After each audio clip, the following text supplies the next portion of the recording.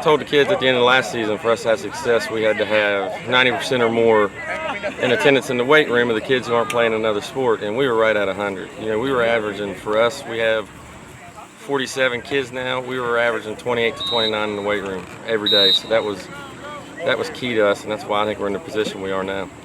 Getting into the offensive unit led by your quarterback, Hayden Gosnell, talk about Hayden and the backfield and what you have in the talent behind the line. You know, Hayden was, if we didn't have a great quarterback last year in front of him, he would have been our guy last year as a sophomore. And his dad's our OCs, our athletic director, he's a coach's kid. He's smart, he watches film, he's a leader. He just he's not going to make any bad decisions. I mean, and that gives us a chance for success. Last night he proved, he's proved daily how good he is. Our running backs, we've got a guy that we waited on for 2 years. Now he's a junior, and Chris Hayward, and he's a stud. I mean, he's hitting a hole in there. And our fullback, and Garrett Melton, he's a hard runner. We got a couple other kids in there mixing in and out. So I think we're going to be okay behind quarterback and running back. In terms of your wideouts, how you're looking at the wide receivers? Our wide receivers, I think it's the best core we've had here. We've got a sophomore, and Derek Young, that if they haven't heard about him, they're going to know him this year. He's 6 forever. He can go get the ball. His hands look like an umbrella when they open up. We've got a senior in Austin Honeycutt. He'll catch the football. Enrique Padilla is another junior rising. Carson Malone, though, he had a great season last year. And I think, with Hayden, he has confidence in all of them. And I think that's what's great. I mean, Carson Malone, though, and Derek and Austin, I mean, those guys right there, they just flat out catch football. You talk about some of the players on the line. I think that's why, if we have success this year, it's going to be them. That's probably the biggest and the best line we've had in 4 years that I've been here. And those kids have not missed a weight room. And their strength, I mean, we have Chris Atkins and a senior that I stopped counting at 550 pounds what he had on their squatting. I mean, those kids have worked hard, and we're not as big as most guys, but we're fast, and I think that's what's going to help us. And getting over to defense, I think when we start talking about Union Academy defense, we start with Jeremy Miller. Talk about the player you have in him, second leading tackler in the county last year.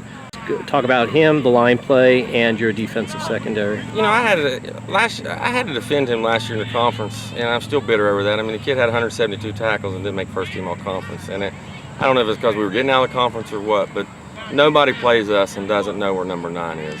He's, like you say, second in one of the best football counties in North Carolina. I mean, he's phenomenal. He reads guards well. He's a silent leader. You know what you're going to get every night. And I think, the sky's the limit for his kid. He's a great football player. Our defensive line, we have 18 linemen this year. Last year, I think we had 8 we could trust. And, we run the odd stack, so we're going to alternate 6-9 guys on there and stay fresh for us on offense, especially. And I think that's going to be key, because those kids can play all 3 positions. And as far as the secondary, we took a hit in the secondary. We had a senior, Stephen Wilkinson, that was just 2 balls were caught on him all year. Braden Eilerman, Bit Good, and those guys. Now, we took a hit there, but we've also got some guys with experience. Carson Malone again, as our receiver, and Jalen Hickman's came on, and Julian Ramos. And I mean, we've got the guys in there. They're just learning. And why our secondary, I think, is going to be so strong is we have Coach Wose that was, he was an All-American at App State when they beat Michigan. I mean, this kid, I've learned more from him probably than the kids have. So I think we're getting better every day there. But if that was where I was nervous, it would be there. But I think we're going to be fine coming our first game. And speaking of that first game and really the season, how do you feel about your team coming into the season? You had a really good night last night with your scrimmages. How do you feel about the team overall? I'll be honest. When I go to a scrimmage and I see 2 3A schools and a 2A, and here we're a small 1A, I'm not going to lie, I was a little nervous. Cox Mill had 90 kids dressed in both teams, but hey, we smacked their mouth.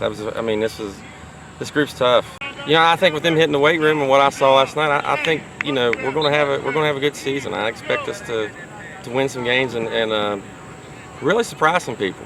Kind of shake it up, because we're nowhere in the talk of anything, and I think we will be come mid-season.